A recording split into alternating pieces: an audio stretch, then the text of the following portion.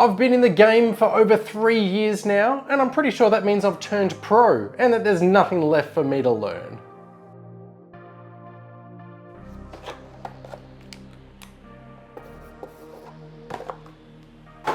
Say hi to your mother for me, kid. I have no idea what today's video is going to be about.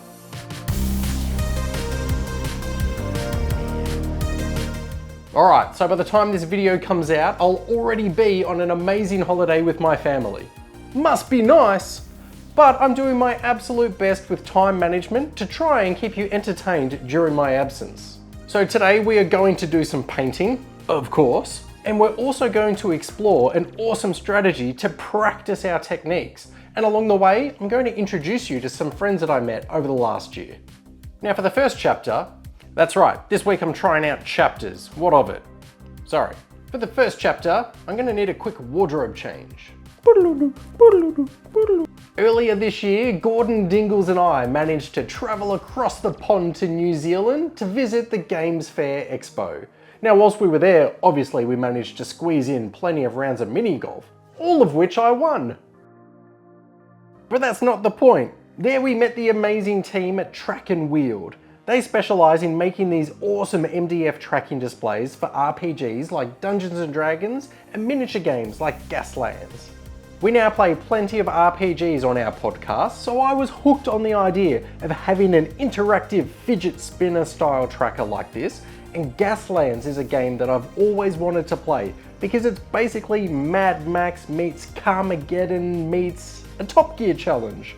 You purchase a Hot Wheels car, slap on some weapons, and paint it up to suit the post-apocalyptic wasteland, and then you are straight to rolling the dice.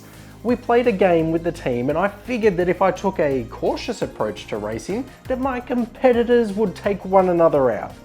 Nah, that just made me a squishy target. And they mushed me. Also, I think we should do a Gaslands Top Gear challenge on the channel as well. Something where we buy Hot Wheels cars, we kit them out with weapons, and then we paint them, and then we turn to combat. Let me know if that's something you'd be interested in. Anyway, I purchased one of the D&D trackers, and whether I was going to use it in an RPG or not one day, I knew I wanted it to decorate my desk. But I think we can add some colour to it first. Now they also sell coloured ball bearings to match the theme, and I thought the blue and pink would be very wizardly, plus pink is their colour and blue is mine. Whenever I paint something that is MDF, I need to remind myself that the wood will drink up lots of paint if I don't seal it first. Thinned down PVA is great for this, but knowing that I was going to airbrush instead of brushing my paints on, I wasn't too worried. You can go all out here and paint the entire display, but it being a wood creation I think is still really neat, so instead I'm going to target a couple of key areas and give them a spellcaster's glow. White has gone down first as I mark out these areas, and I know that this will act like a bright prime and should make the colours come out even more vibrant. Purple transitioning its way to pink across the wizard, the scroll, and this sand timer, but arcane sand. It's more expensive and I'm pretty sure you can only pick it up at select markets. Then my blues from dark to bright, and this has taken me all of 10 to 15 minutes, and now the reason this excites me so much is because I'm an advocate for finding ways to decorate your hobby. What I mean by that is if I play Warhammer, well not only do I have painted minis, but I want custom dice, custom gaming tokens and wound trackers. Oh, and if I'm playing Necromunda, I want custom stats cards for each of my models. Everyone is different, but aids like this just increase my enjoyment for the hobby.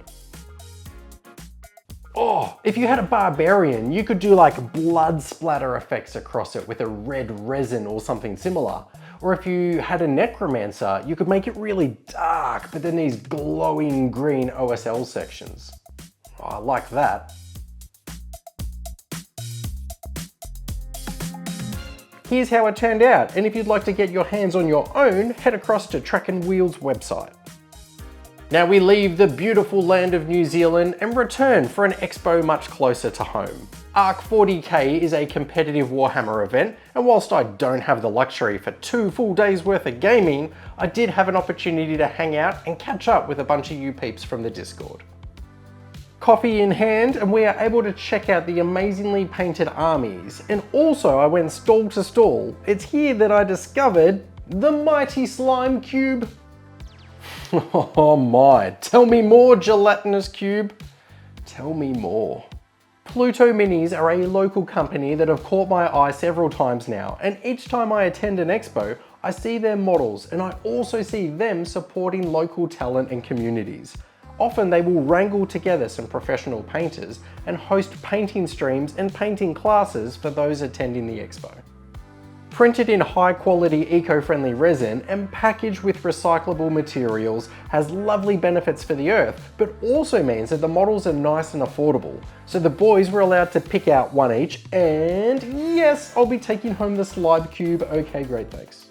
He has been sitting on my desk judging me, but judge me no more, because today he's been painted. And a special treat for you today. As I was searching through this old spaceship footlocker, I found a mini cassette tape. Now please, recline your chair as we get to listen to the origin story of our gelatinous friend here. Captain's log, stardate 4793.2, I think.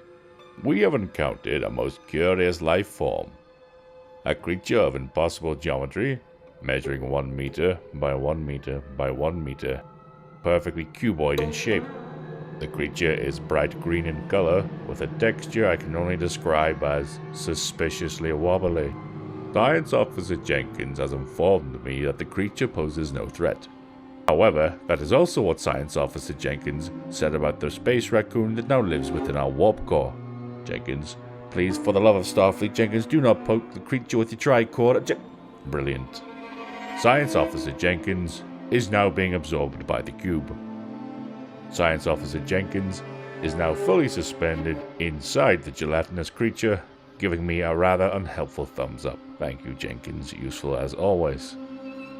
The creature now appears to be advancing upon me and has adhered to my leg. The cube is pulling me in now as well. I will continue this document for science. The taste is rather citrusy. Refreshing, actually, with slight hints of mint. Computer, make a note to command. Requisition whipped cream for further study. That was a fun model to paint, and if you are looking for a way to spice up the action in your tabletop RPGs or your board games, then Pluto Minis is absolutely worth a look. It only took me a little bit of time to paint, and the concept of breaking this out in an encounter with my friends already has me chuckling. Now, the savvy investigators amongst you will have noticed that that last voice wasn't my own, nor am I funny enough to come up with something so entertaining. So the next hobbyist that I'd like to introduce you to is the amazingly talented and hilarious Bruce Hollywood. Bruce is a fantastic mini painter, which is how we met, but he shares one of the community's other favourite pastimes, and that's gaming. It's only over the last year or two that I've gotten into watching streamers. But now, whilst I paint minis, I'll have one screen for my camera, and the other will be an episode of Love at First Sight. Well, sorry, it'll be a streamer that's either painting minis or playing the game. Bruce streams on Twitch, and when our time zones decide that they don't hate one another, and I see the notification pop up, I'm so hyped to jump in and watch along. The man has a voice that I could listen to endlessly, reading me audiobooks, but it's such a welcoming community.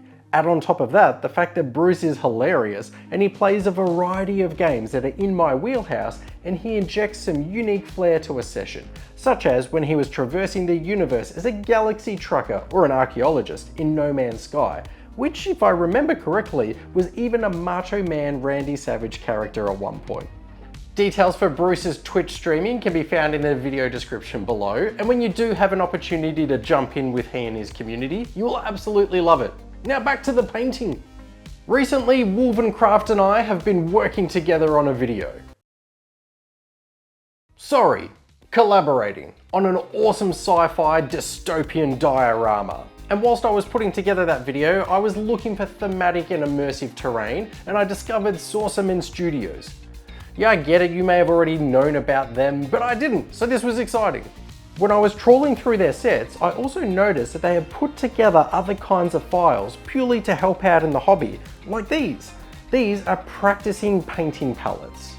You could print them in resin if you are feeling fancy, but they are designed for FDM printing, and I've knocked out a handful that I think will be great for practicing OSL and rust effects. Now, Kane from our Discord community poached that one off me during our painting class to practice his airbrushing, so today I'm instead going to use this Space Wolf and Necron rune looking one to practice some glow effects. I know it doesn't take much to please me, but I think these are neat. If I have an idea in my head but I'm hesitant to commit paint to my pretty model in fear of ruining it, I can instead carefree play around on one of these. Picture that I'm about to tackle some kind of impressive Necron vehicle, like that delicious flying croissant. Here I can experiment with a few different styles and products. Acrylic paints up the top, some inks in the center there, and fluoro airbrush paints down the bottom. Now I can quickly and directly compare my options and get some reps in before I start on the model. Or another example could be, one of my boys has just asked if we could airbrush a lightning bolt onto his luggage for our trip. So I figured he could practice with me on the printed palette first and then absolutely have at it. Now stop what you were doing and tell him that he did an amazing job in the comments section down below. Oh wait. Then someone from the Discord asked me for ideas on painting rust effects, and it was perfect timing. So I masked off this practice palette and started crudely displaying how different techniques and products will afford us different kind of rust appearances on our models and terrain. Time is the ongoing theme here, and yeah, I could quickly paint up a few different sections using washes, thinned acrylic paints, technical paints like typhus corrosion and dirty down rust, and also my personal favourite, pigment powders. Here's how they turned out, and yeah, if I was about to start a terrain project or work on a bunch of bases for my army, I absolutely would allocate 20 minutes to planning and practicing so that I could get the look that I'm after. I use them, and if you like them, link below. Bam!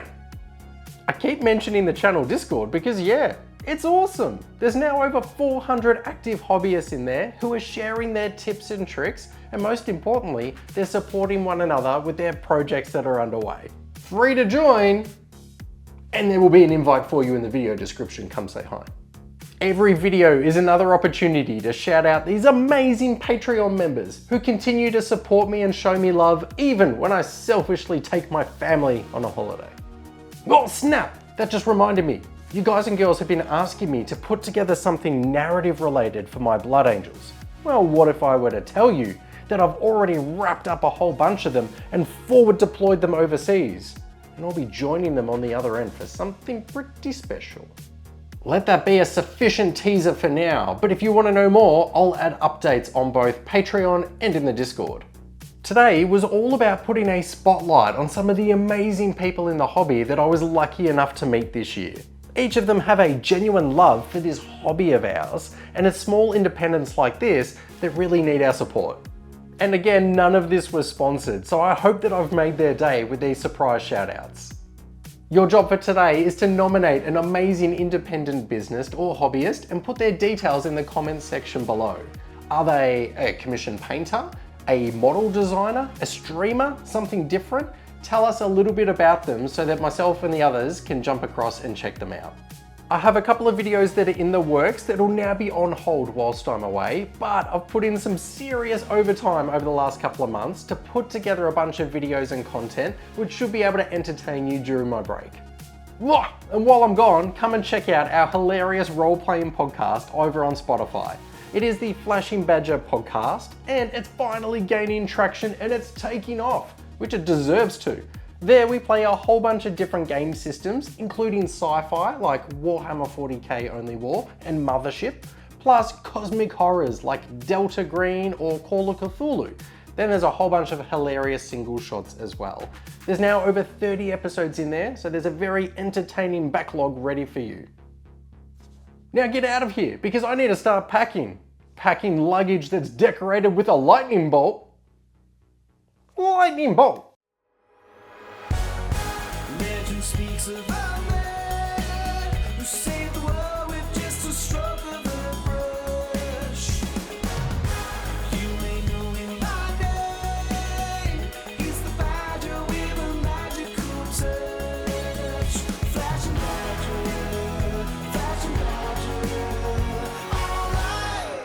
Operation Badger.